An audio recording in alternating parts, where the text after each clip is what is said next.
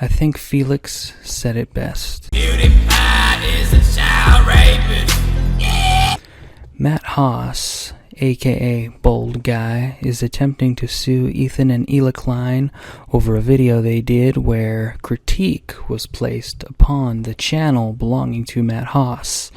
For anyone unfamiliar with Matt Hoss's channel, take a look for yourself at what that's about and make up your own mind. In my personal interpretation, it's a man attempting to create an acting portfolio online wherein he portrays himself as an alpha male that gets all the girls, which are obviously paid actresses. The scripts are written by Hoss and appear to be videographical depictions of his own sexual fantasies.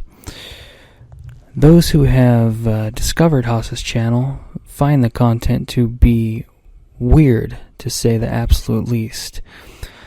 The content on Hoss's channel is therefore an incredibly easy target for any comedian, and thus Ethan Klein, a comedian, took advantage of the opportunity to utilize Hoss's material in his own routines.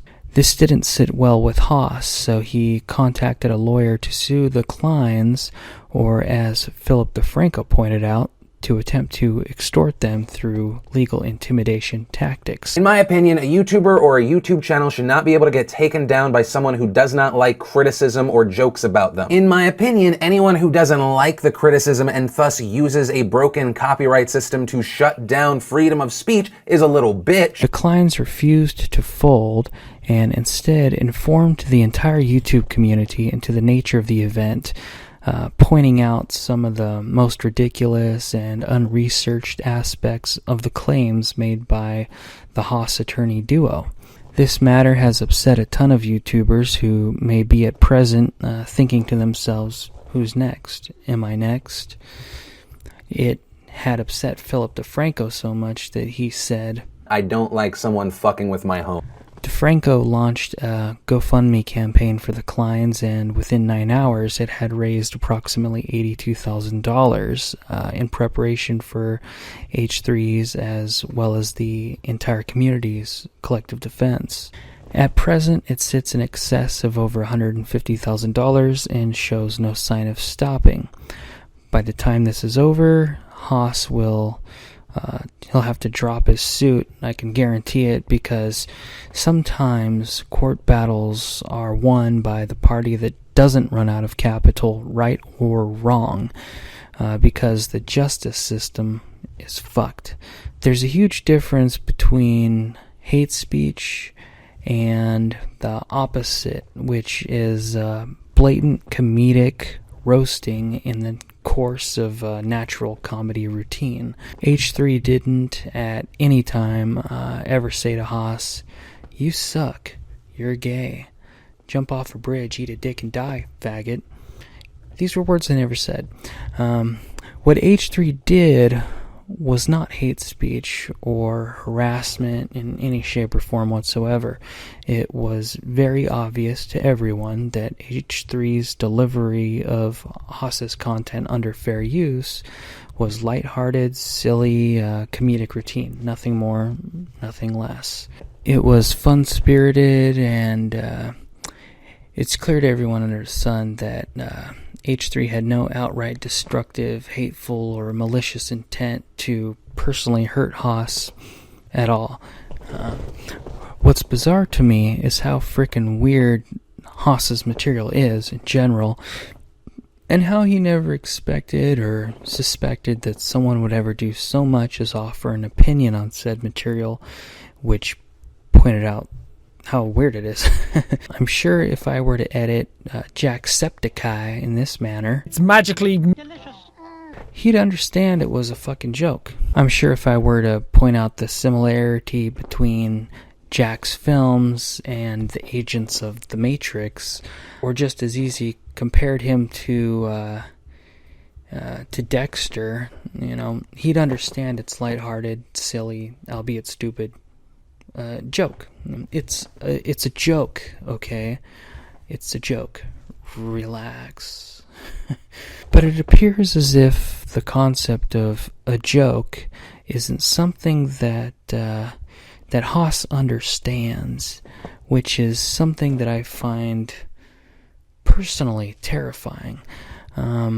Consider, if you will, a person that takes everything seriously. That's scary. You know why? Because that's psychotic. Only a narcissist would be that upset with a joke conducted at their expense, enough to be unable to understand its intent. I need to be in absolute control. I need to be in absolute control of people. I need to be in absolute control of situations. I am a control freak. I am a control freak. Yes, I am a control freak. You are directing this film. I don't like that. I want to direct this film.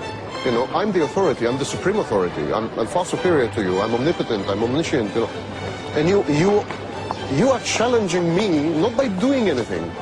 You know, you're a very nice guy, but you're challenging me by your mere existence and by your mere position. You know, you're telling me what to do. Because I need to be in control, and because I'm grandiose in my self-perception, I challenge authority all the time. And because I challenge authority unsuccessfully all the time, I rage. Sam is able to offer a unique insight into why an extreme narcissist can suddenly rage uncontrollably. When I feel insulted or injured, I feel that I have been negated, that I've been annihilated. I feel that I'm dissolving into molecules.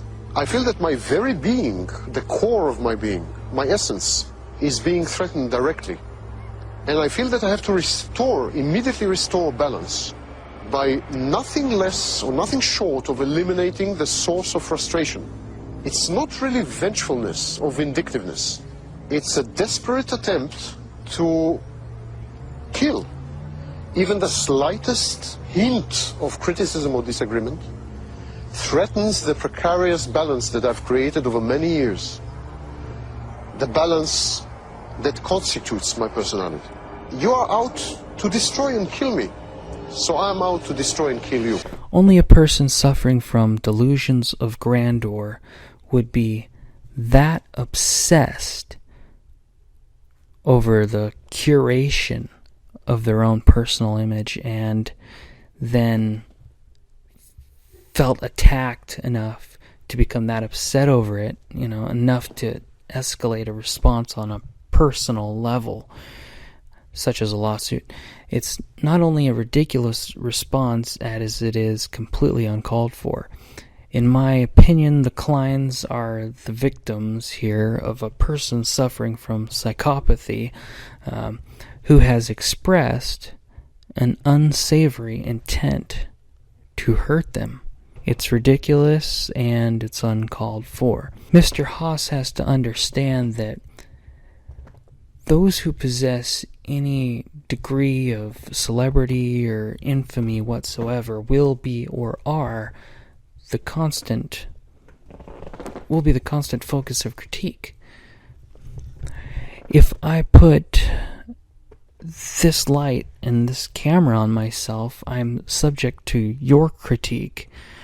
I understand, nay, expect there will be comments eventually directed my way concerning my double chin or the fact that I'm missing a front tooth. And if someone were to critique me on the basis of my physical appearance or the way I delivered the content on my channel, my response is to laugh, not to sue, or to do as Lizbug has done, and others, which is to make something positive or constructive out of this entire thing.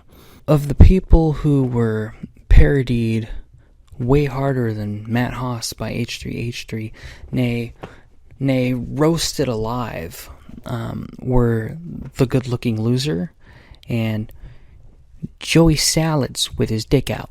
The good-looking loser's response regarding all of this, he was upset to find out that Ethan and Hila were being sued. He says it never even crossed his mind to do so, even after that entire rape dungeon sequence. Really fucking ridiculous. It was a year or two ago, Ethan made videos about me. I think he's made like 3 or 4 of them. I didn't provoke him in any way, but, that's his channel or whatever. But when he did these videos making fun of me and stuff like that, calling me a rapist and all that kind of stuff, it never entered my fucking mind like, let's sue this guy, you know, or let's take him to court, or let's try to extort money out of him or something like that. It's just, it's free speech. It really is. And it never fucking entered my mind whatsoever to like, let's sue this guy or anything like that. Now, Joey Salads with his dick out was another person parodied by H3H3, not just once, but multiple times. Salads has even said, Well, when I heard the news about H3H3 getting sued by Bold Guy because they reacted to his video, I was pissed. And if I could help out H3H3 in any way, I'll testify, do whatever I gotta do to help them out, you know, because I was someone reacted to. So I could testify on behalf of someone who was reacted to, and I could talk about how it actually helped my channel. Both of these guys were parodied, nay, roasted, nay, burned alive. and they were on a whole level a lot harder than possibly anybody by H3, and yet they were upset that Ethan and Hila were facing the possibility of a lawsuit, and those people show nothing but support and kindness for Ethan and Hila, because underneath the meme, they're rational, sensible people who know how to take a joke. The result of this entire fiasco, aside from a severe disdain toward Matt Haas on the entirety of the internet, has been the establishment of the Fair Use Protection account. So we will be the first client of this account that will be known as the Fair Use Protection account, also known as FUPA. And the entire YouTube community has come together as a whole to fund this account, whereby cases may be filtered by attorneys and subsequently defended where fair use is threatened. Because threatening to seize the assets of another person is a very big deal, apparently. And Haas may figure that out after he bankrupts himself to fight a case that he has no legal ground to even stand on in the first place. Mad respect to DeFranco here. I don't like someone fucking with my home. And especially to Ethan and Hila, who don't deserve to have had to deal with any of this bullshit at all. What you need to do, Matt Haas, is drop the lawsuit and apologize to the entire community. Your actions are uncalled for and threatening. What you did is not okay, and no one is going to stand for it. Your actions are an insult to every freedom-loving American that values free speech, as well as any and all artists soever that would prefer to create without bound or bond, unfettered by the limitations of the short-sighted or the constrictiveness of the members we must at times tortuously share the same creative space with. So let us appreciate a skillful roast with a joyous toast. We are being sued by Bold Guy, aka Matt Haas Zone. He combined the two lost arts of parkour and pickup. If cringe was an art form, Matt is Picasso. I give how much you sold. If you playing on radio, are you connecting? Picasso is dead. Steve Jobs is dead. Walt Disney is dead. Name somebody living that you can name in the same breath as them. That's right, motherfucker. Picasso is dead.